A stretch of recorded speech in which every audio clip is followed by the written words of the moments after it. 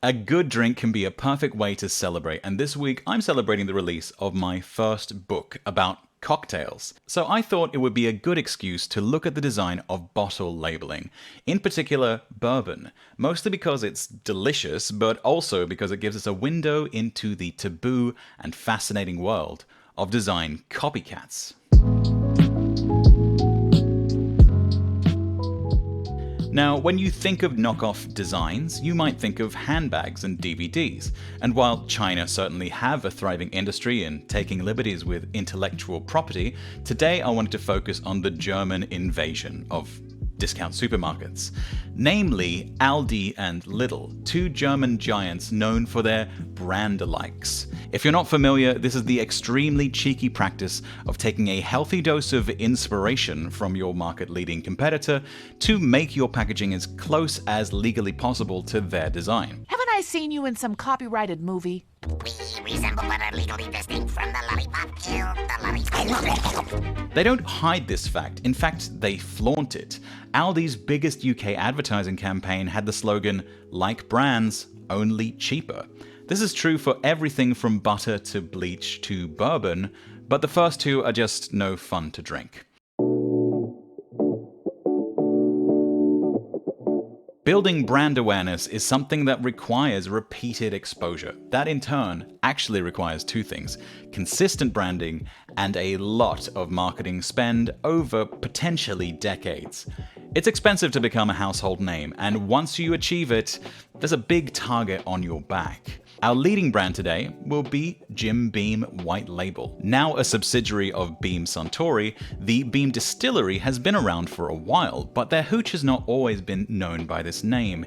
In fact, while the eponymous James Beauregard Jim Beam was running the joint, it was known as Old Tub brand bourbon. It wasn't until his son took over from him that the name was changed, and even then it took some decades to get to this design, the famous white label. Let's take a closer look at how this design works.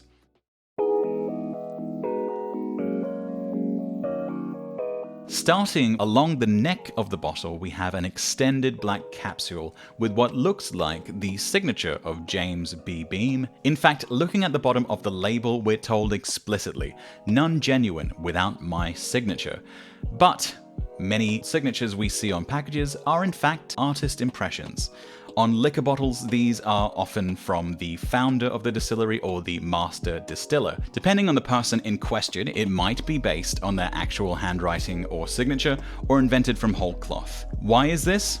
Because people's real signatures are usually illegible and very often ugly. It's a great brand element because it adds a feeling of authenticity, but we don't actually want the authentic, only the evocation. A lettering artist can give that handwriting the right character to fit the brand, and in the case of Jim Beam, it's deliberately quite legible but suitably antique looking, though in reality it only started being used in the late 1960s. We can see the earliest versions of this label design lack that little signature box. It's just a great piece of marketing. The main body of the label is white, of course, on a black background. Within the white area is a gold offset border, which we see at the top and bottom. At the top, we see another marketing boast, the world's #1 bourbon whiskey, which JB is, if we don't count Jack Daniel's as a bourbon, which Jack Daniel's marketing department expressly wish people not to do, despite it fitting all legal definitions of bourbon. The brand name Jim Beam is typeset in black, small caps, with a gold foil extruded shadow. The lettering is custom drawn, though an odd detail, the hook on the J is actually missing its normal serif. The lettering is curved into a rainbow arch. Below that, we see the trademark B wax seal graphic with the year of establishment. There's also a very lightly tinted illustration of a small waterfall and trees behind that. We have a 3-line typographic lockup here with Kentucky Straight on top, bourbon largest in the middle, and whiskey at the bottom, flanked with graphic flourishes on either side.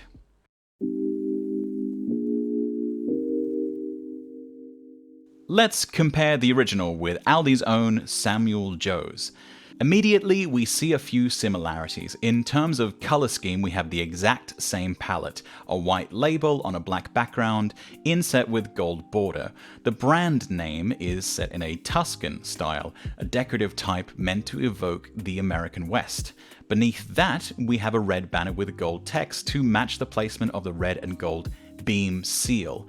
And at the bottom we have straight Kentucky bourbon with the word order changed somewhat and no whiskey. Instead, a decorative horizontal rule and tinted illustration of a pair of mirrored American flags behind that type. At the bottom we have the same script element in gold this time instead of the red signature, but for that pop of red we have this decorative star. Some details aside from the over-the-top saloon-style font betray the fact that whoever designed this label ain't from Kentucky. First, the star motif they've chosen, particularly in this style, is much more associated with Texas, the Lone Star State, than Kentucky. Secondly, the letters to each side, KTY and USA, American states are always abbreviated to 2 letters, not 3. Kentucky should be KY. So Samuel Joe seems about as authentically Southern as this Swedish techno band.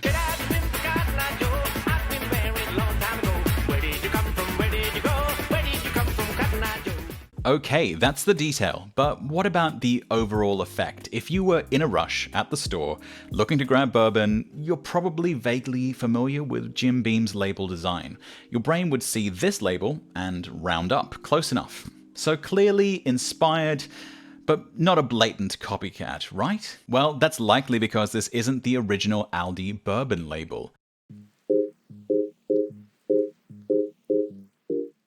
This is the original bottle and label this same bourbon came in until they changed it in 2020. In fact, if we go to Aldi's product page for Samuel Joe's, we see this message telling us this isn't a new product, just a rebranding. This is the missing link between our 2 other labels. This label is much less subtle about its influences. Let's just go over that checklist again. Red handwritten name on bottleneck. White label, black background, inset gold border. Product claim in gold. Name black with gold extruded shadow. Small caps along a curved rainbow baseline. Date of establishment and decorative motif with a red color. Product designation on 3 lines. Kentucky straight, then bourbon, then whiskey, flanked by 2 decorative motifs. Red handwritten name on a black background at base. Looking at this label, the link between Jim Beam and Aldi's design is a lot less ambiguous. This begs one obvious question. Does Clark's Distilling Company even exist? What about this year, 1866? Well, we can find a few different bottle designs from different markets for Clark's bourbon, including some that mention Lawrenceburg, Kentucky. There are no records of a distillery by that name in Lawrenceburg, home of Wild Turkey Distillery, but if we check for businesses registered with the State Department of Kentucky, we can see that German alcohol importer Borco bought the rights to trade under the name of the defunct business Clark's Distilling Company back in 1997. If we check the wording on our label, it's quite clever to say famous since 1866 and not established 1866. Borco also happen to be distributors of Evan Williams Kentucky bourbon. This is not direct evidence that Clark's is made at the same distillery, but draw what conclusions you like from that information. Also, as a side note, it's kind of ironic that a German company is trying to sell Kentucky authenticity by copycatting design from a distillery founded by German migrants. The Beam family originally migrated to the US with the German surname Böhm.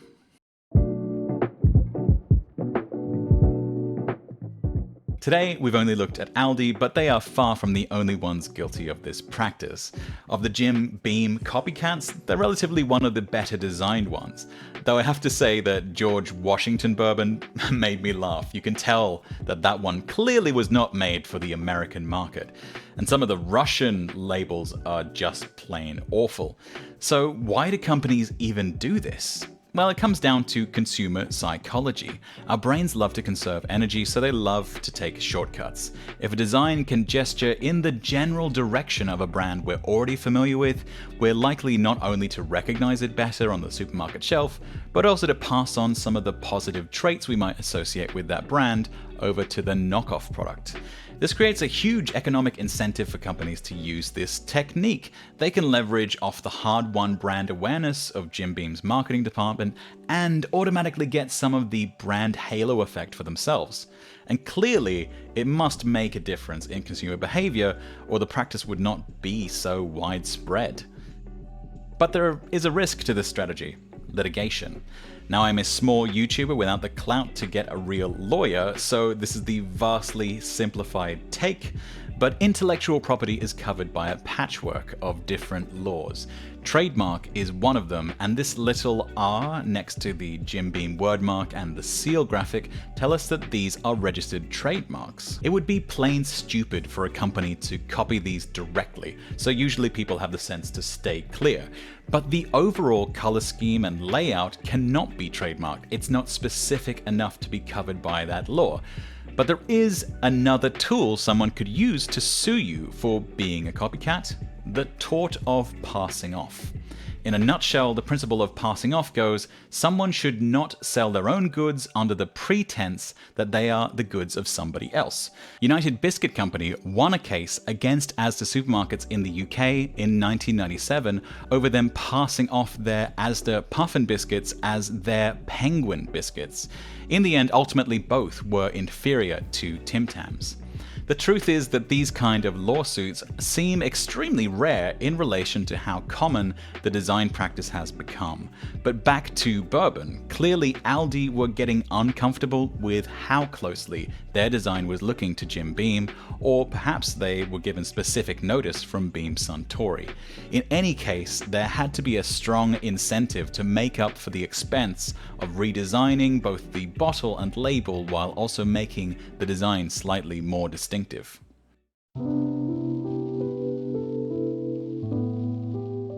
That's the design and the business. Now it's time for tasting. Ultimately, this copycat design is promising us a similar quality of booze for a lower price.